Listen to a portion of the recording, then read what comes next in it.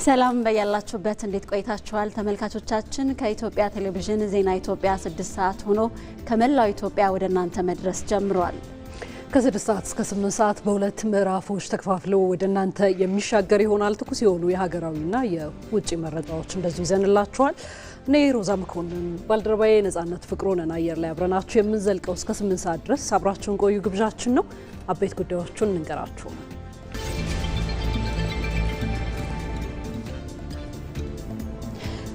የአዲስ አበባ ከተማ ከንቲባ አዳነች አቤቤ በአዲስ አበባ እንደ ፕሮጀክት ሁሉ በአገልግሎት አሰጣጥ ስር ነቀል ለውጥ ለማምጣት በቁርጠኝነት እየተሰራ ስለመሆኑ ገለጹ።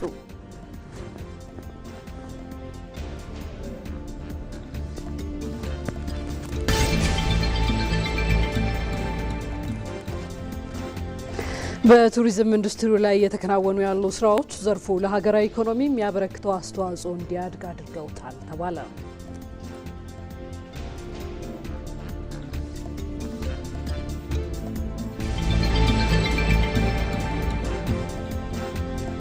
ከውጭ የተባበሩት መንግስታት ድርጅት የጸጥታው ምክር ቤት ለመጀመሪያ ጊዜ ሶሪያን ጎበኘ። የሚሉት የሰዓቱ አበይት ጉዳዮቻችን ናቸው።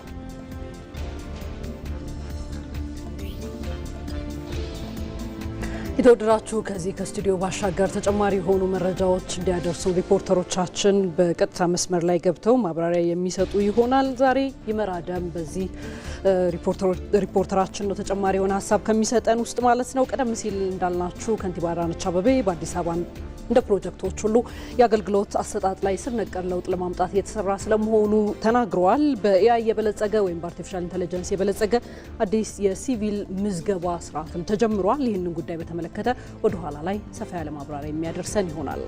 የተወደዳችሁ ዜና ኢትዮጵያችን ከእናንተ ጋር ይቆያል። አብራችሁን ዘለቁ። እኛ ጨክነን የያዝነውን መልካም ሀሳብና ስራ ስንቀጥል የማናቃቸው በርካታ ሰዎች ተከታይ ብቻ ሳይሆን የተከታይ መሪ ይሆናሉ።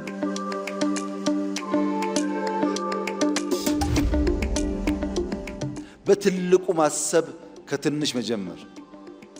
ለምሳሌ ጽዱ ኢትዮጵያን የመፍጠር ግብ ከቢሮ ተጀመረ፣ ከተማ ተባለ፣ ወደ ሀገር እየሰፋ ሄደ። ኮሪደር፣ የበጋ ስንዴ፣ ሌማት፣ ግሪን ሌጋሲ ሁሉም ኢኒሼቲቭ ጅማሮ አነስተኛ ነበር። በሂደት እየፈጠነ እየሰፋ እያደገ ጥራት እያረጋገጠ በሀገር ደረጃ ኢምፓክት የሚያመጣ ሆነ። አሁን ከጀመርናቸው ውስጥ ኮሪደር አሸልሟል፣ ግሪን ሌጋሲ አሸልሟል፣ ስንዴ አሸልሟል። አብዛኛው የእኛ ኢኒሼቲቮች በዓለም አቀፍ ደረጃ ሪኮግናይዝ የተደረጉና ሽልማት ያሰጡ ናቸው።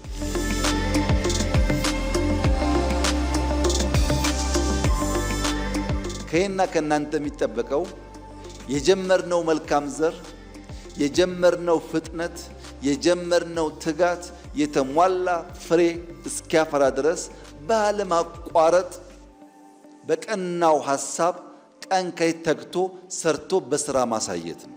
ያን ማድረግ ስንችል አብዛኛው የተራገፈ ብልጽግና የምንጨብጠው የምናሸተው የምናየው ፍሬ ለዜጎቻችን እየሆነ ይሄዳል ማለት ነው። ዜና ኢትዮጵያ ላይ ትገኛላችሁ ተመልካቾቻችን። ቀዳሚ ወዳደረግነው ጉዳያችን እናልፋለን። የአዲስ አበባ ከተማ ከንቲባ አዳነች አቤቤ በአዲስ አበባ እንደ ፕሮጀክት ሁሉ በአገልግሎት አሰጣጥ ስር ነቀል ለውጥ ለማምጣት በቁርጠኝነት እየተሰራ ስለመሆኑ ገለጹ። ከንቲባዋ በአርቲፊሻል ኢንተለጀንስ የበለጸገ ዘመናዊ አዲስ የሲቪል ምዝገባ ስርዓትን በይፋ አስጀምረዋል። አዲስ የምዝገባ ስርዓቱ የዘመነ የቴክኖሎጂ የደረሰበትን አሰራር በመከተል ባለጉዳዮችን ቢሮ መገኘት ሳይጠበቅባቸው በቤታቸው ሆነው አገልግሎቱን ማግኘት የሚችሉበት እንደሆነ ነው የተነገረው።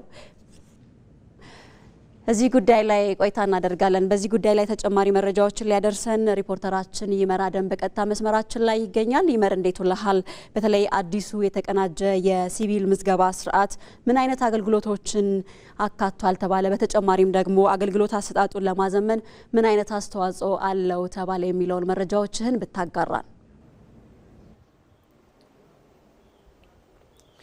በመደበኛ ወይም ደግሞ ነዋሪዎች ቢሮ አካባቢ በመገኘት የሚያገኙትን አገልግሎት በሙሉ ያካተተ ነው። ይህም ማለት የጋብቻ፣ የልደት እንዲሁም ደግሞ የሚመዘገቡ የሞትም የመሰሉና ሌሎች ደግሞ የነዋሪነት አገልግሎቶችን ሁሉ ያካተተ ነው።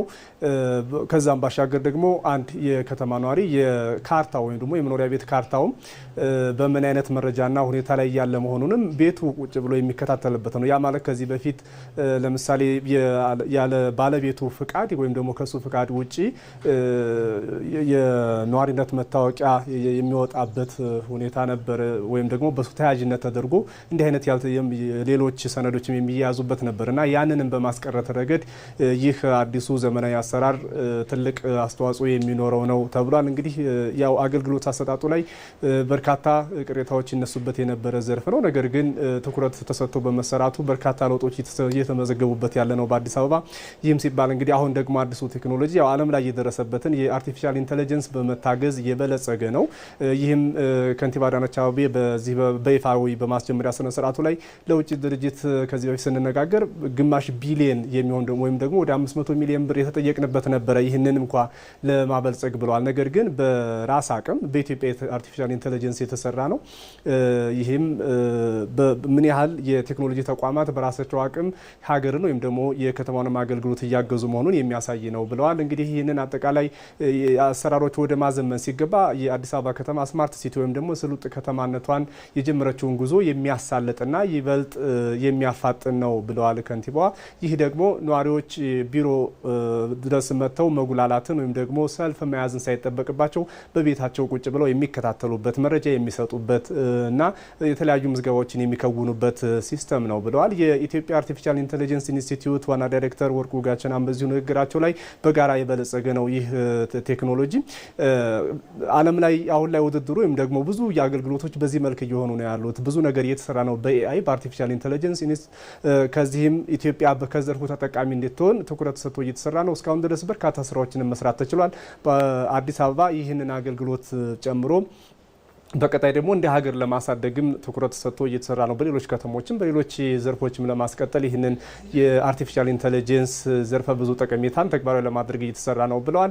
በዋናነት እንግዲህ በአዲስ አበባ እንዲህ አይነት አገልግሎቶች ማዘመን ወይም ደግሞ ዘመናዊ ወደሆነ አሰራር ማስገባት ይነሱበት የነበረውን በርካታ ቅሬታዎች ከመፍታት አንጻርም የከተማዋን ነዋሪዎች የተገልጋይነት ወይም ደግሞ የአገልግሎት እርካታን የሚጨምር ነው። በርካታ የሆኑ የመንግስት አገልግሎቶች አሉ። እነዛን አገልግሎቶች በተለይ በሲቪል ምዝገባና በኗሪነት አገልግሎት ዘርፍ ያሉትን እነዚህ በእንዲህ አይነት ቴክኖሎጂ ተጠቅሞ ቢሮ ድረስ መጥቶ መሰለፍ መጉላላት ሳይጠበቅባቸውን የሚያገኙበትን አሰራር እየዘረጋ ነው ብለዋል ከንቲባ አዳነች አቤቤ በንግግራቸው። ይመራደም ስለ መረጃዎችህ እናመሰግናለን። ዘገባዎቻችን ቀጥለዋል። 29ኛው የብሔር ብሔረሰቦችና ሕዝቦች ቀንን ምክንያት በማድረግ በማዕከላዊ ኢትዮጵያ ክልል የተለያዩ መርሃ ግብሮች የተካሄዱ ነው። ከነዚህ መካከል በወልቂጤ ከተማ በክልሉ የሚገኙ የባህልና የቱሪዝም ጸጋዎችን የሚያሳይ ኤግዚቢሽንና ባዛር መከፈቱ ይታወሳል። ባልደረባችን መስከረም ቸርነት ለእይታ ከቀረቡት መካከል ባህላዊ አመጋገብ ስርዓትን ታስቃኘናለች። ራስሽን አስተዋውቂን እስቲ። የእናንተ ይዛችሁ የቀረባችሁት ምንድን ነው? እኔ ስሜ አመናሸ ከማል የመጣሁት ከማዕከላዊ ኢትዮጵያ ከሀላባ ልዩ ዞን ነው የመጣሁት። ያው የሚያሳውቀው የሀላባ የባህል ምግብ አይነት አቀራረብ ነው የሚያመለክተው። ያው ምንድን ነው እስቲ ያሳይ። ይኸው ላሳይሽና ይሄ ቡራቶ ይባላል። ይሄ ጩኮ በእንትን ነው የሚሰራ በገብስ። አሁን ይኸውልሽ ይሄ ውስጡ ይኸውልሽ ገብስ ነው። ሁሉም በገብስ ነው የሚሰራው። ይኸውልሽ ይሄም እንዲሁ ቡራቶ ይባላል። ያው በገብስ ነው የሚሰራው። ሁሉም ይኸው ቀምሶ ለማትም ይቻላል። በገብስ ነው የተሰራው ማለት ነው። ጉረሺው የሀላባ የሴራ ምግባችን ነው። ይሄ ደግሞ ይኸውልሽ በምስር የሚሰራ አይቤ ማለት ነው። በምስር ተቀላቅሎ ይሰራል።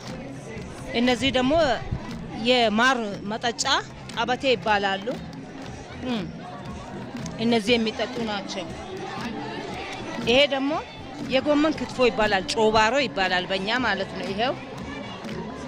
ይሄ ደግሞ ጦሮሾ ቀሚ ጦሮሾ ይባላል። በበቆሎ ነው የሚሰራው። በበቆሎ የሚሰራ ነው። ይሄው አሁንም ደግሞ ይሄው ባህላዊ ምግባችን ይሄ ምስር ነው። ይሄ ነጭ አይቤ፣ ይሄ ደግሞ በምስር የተሰራም ነው። ሀላባ እንግዲህ በበርበሬም ትታወቃለች አይደል? በርበሬም ይዛችሁ ተገኝታችኋል። ምን ምንድነው ያላት ሀላባ በምን ትታወቃለች? እናንተ ደግሞ ያላትን ጸጋዎች ይዛችሁ መጥታችኋልና እስቲ ንገሪን ጠቅላላ አድርገሽ። ይሄው በርበሬም ይዘን መጥተናል። ያው ከባህላችን ምግብ ጋር ሁሉም ነገር ይዘን መጥተናል። ሀላባ በእህል በበቆሎ በዳጉሳ በጤፍ በሁሉም ነገር ያው ቀበሌያችን ወረዳችንም አቶቲ ሁሉ ይባላል። ሀላባ ዞን እንዳለ ያጠቃልላል። በምርት ማለት ነው። ሁሉንም ነገር ነው የሚያጠቃልለው። እናመሰግናለን። እሺ አሜን አሜን። እሺ ራስን አስተዋውቀን። እናንተ ደግሞ የከምባታ ብሔረሰብ የተለያዩ ባህላዊ አልባሳት ምግብ ይዛችሁ ተገኝታችኋል። እስቲ አስተዋውቀን ምን ምንድን ነው ይዛችሁ የተገኛችሁት? በጣም ጥሩ። ስንታየው አበራ እባላለሁ። የመጣሁት ከከምባታ ዞን ነው። በተለይ አሁን የከምባታ ዞን ይዞ የመጣቸው በተለይ የቱሪዝም መዳረሻዎችን በተለይ አሁን ክቡር ጠቅላይ ሚኒስትራችን ከመጡ በኋላ የአምበርቾ 777 እጅግ በጣም ዓለም አቀፋዊ ትኩረት እያገኘ የመጣ ነው። በዛም በተጨማሪ ደግሞ በከምባታ በባህላዊ ባርኔጣ ወይንም ቆሜ የሚሰራ አለ። እነዛን እንዲሁም ደግሞ አጠቃላይ በከምባታ ውስጥ የሚገለገሉ እነዚህ ቱባ ነገሮችና እንዲሁም ደግሞ የባህላዊ ምግቦቹን አንድ ባንድ ይዘን መጥተናል። ጥቂቶቹን ንገረን። በተለይ ከነዚህ ከባህላዊ ምግቦቹ እንግዲህ አተካና፣ ሱርሶ፣ ጮባሮ፣ ሱሱ ጊሴሎ፣ ቄሳ፣ አነቀሎ እነዚህን ሁሉ ነገር እንግዲህ ባህላዊ መጠጦችንም ጭምር የከምባታን ባህላዊ መጠጦችና ባህላዊ ምግቦችን ይዘን መጥተናል። አመሰግናለሁ። ሰላም፣ ራስሽን አስተዋውቂን። እናንተ ምን ይዛችሁ እንደቀረባችሁ ንገሪን። እሺ አመሰግናለሁ። ከቀቤና ልዩ ወረዳ ዘይነብ ኑረዲን እባላለሁኝ። ይዘን የቀረብነው የምግብ አስተዋጽኦና እንሰት ባህል ታሪካችንን ሙሉ ቅርጻችንን የሚገልጽ ነገር ይዘን ቀርበናል። በአልባሳትም እንደምታዩ በእንሰት አስተዋጽኦም ቡናችንም ቅርጻ ቅርጾችም የባህል ታሪኮች አሉ። ምግቦችም እንድታዩ ቀርቦ እናገኛለን። እስቲ ምን ምግቦች አሉ የሚለውን ጠቅላላ አድርገሽ በጥቂቱ ንገሪ። እሺ ምግብ በመጀመሪያ የእንግዳ ክብር ለሆነ ለክብር እንግዳ የሚሰጥ ጭኮ አለ። ጭኮት የሚባል አለ። ቢላምቢሉት አለን እና ክትፎ እንደምታዩ አይብ፣ ፍንታፊንቶ የሚባሉ አሉ እና እንጀራ፣ የቆጮ አስተዋጽኦ በእንሰት አስተዋጽኦ እንጨት ቆጮ ይገኛል። መቀርባል። እናመሰግናለን።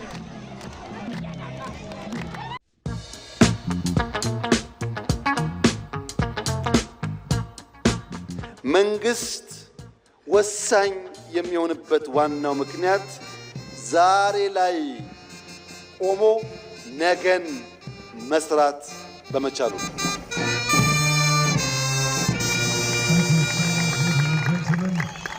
አዲስ አበባ ላይ ከ100 በላይ ጥቃቅን ስታዲየሞች ገንብተናል። በየሰፈሩ እንደምታዩት። ለምን እሱን ሳትሰራ ቴሌቪዥን እያየ ብትቆጭ ከቁጭት ባሻገር ውጤት ታያችል። ፋውንዴሽኑን ብትሰራ ግን ነገ ለውጥ ይመጣል። ለዚህ ነው መንግስት ዛሬ ላይ ሆኖ ነገን የሚተልመው።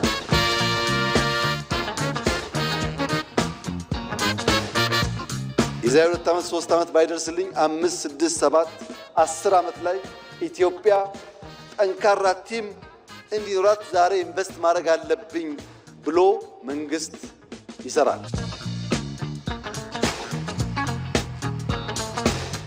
ቢበዛ የዛሬ 10 ዓመት የኢትዮጵያ ብሔራዊ ቡድን በአፍሪካ ውስጥ አስደናቂ ስራ ሰርቶ እኛም እንደሌሎቹ የምንተክስ ሳንሆን በአፍሪካ መድረክ በዓለም መድረክ በልጆቻችን የተካነ ብቃት የምንኮራበት ጊዜ ይመጣል።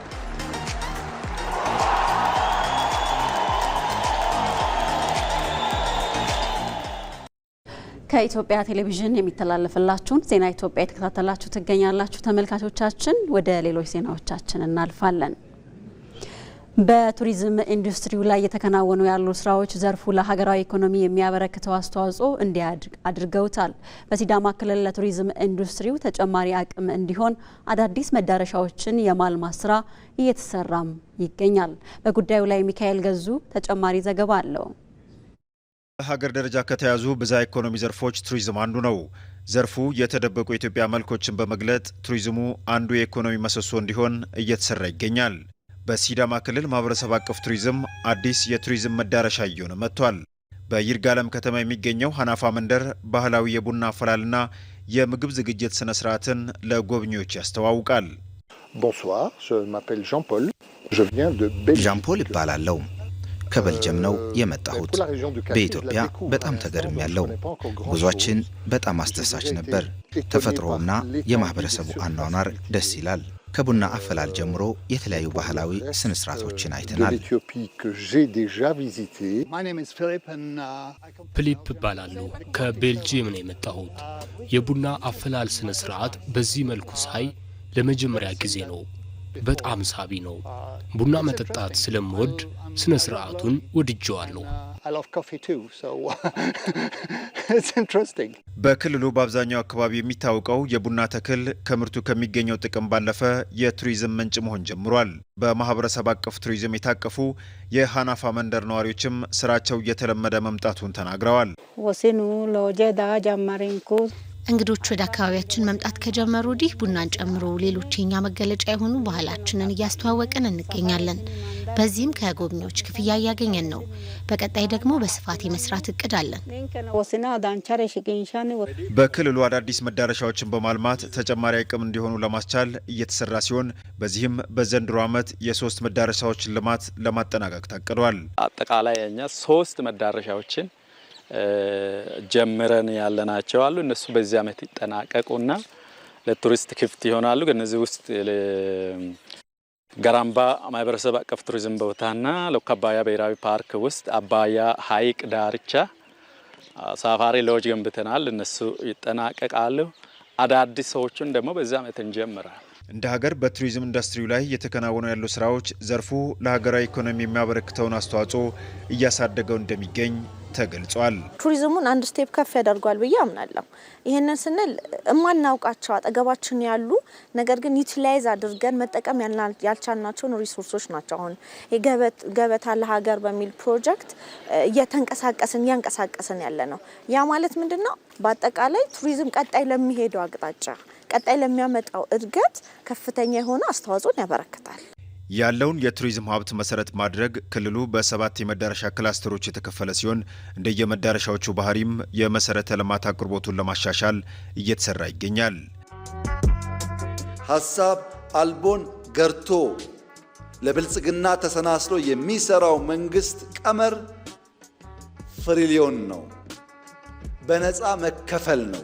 በነፃ መስጠት ነው። ከትናንትና መቆንጠር ሳይሆን ለነገ ማበደር ነው። ከትናንትና በመቆንጠር የሚሰራ ነገ የለም። ለነገ በማበደርና ወረት በማቆየት የሚሰራ የበለጸገ የሚሸጋገር ሀገርና ትውልድ ይፈጠራል።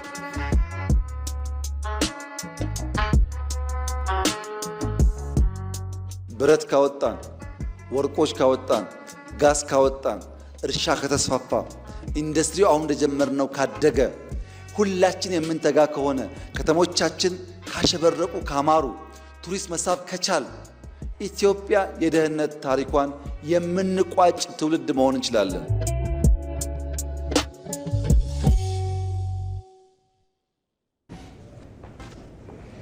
የዕለተ ዓርብ ዜና ኢትዮጵያችንን እየተከታተላችሁ ትገኛላችሁ። ወደ ውጪ ጉዳያችን ተሻግረናል። ፕሬዚዳንት ቭላዲሚር ፑቲን የዩክሬን ጦር ከዶንባስክ ግዛት ለቆ በራሱ ካልወጣ ሩሲያ በኃይል አካባቢውን የመቆጣጠር እቅድ እንዳላት ተናገሩ።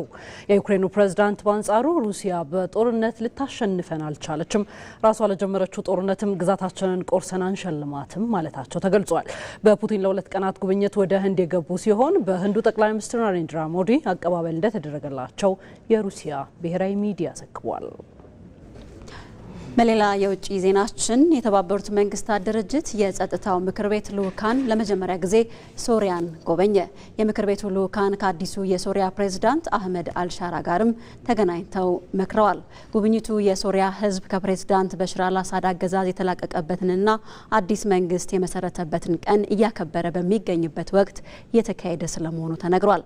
አዲሱ የሶሪያ ፕሬዝዳንት አህመድ አልሻራ ለሶሪያውያን አንድነትና ለሀገራቸው ሉዓላዊነት እንደሚ እንደሚሰሩም ተናግረዋል። ወደ ሶሪያ ያቀናው የተባበሩት መንግስታት ድርጅት ልዑክ ተወካይ በበኩላቸው ዓለም አቀፉ ማህበረሰብ ሶሪያን መልሶ ለመገንባት ድጋፍ እንደሚያደርግና መጪው ጊዜ ለሶሪያውያን ብሩህ እንደሚሆን ድጋፍ እንዲያደርጉ ገልጸዋል ሲል የዘገበው ቲአርቲ ወርልድ ነው። የተወደዳችሁ ዜና ኢትዮጵያችን በቀጣይነት ቢዝነስና ስፖርት መረጃዎችን የሚያደርሳችሁ ይሆናል። ከኛ ጋር ተመልሰን እንገናኛለን። አብራችሁን ዝለቁ።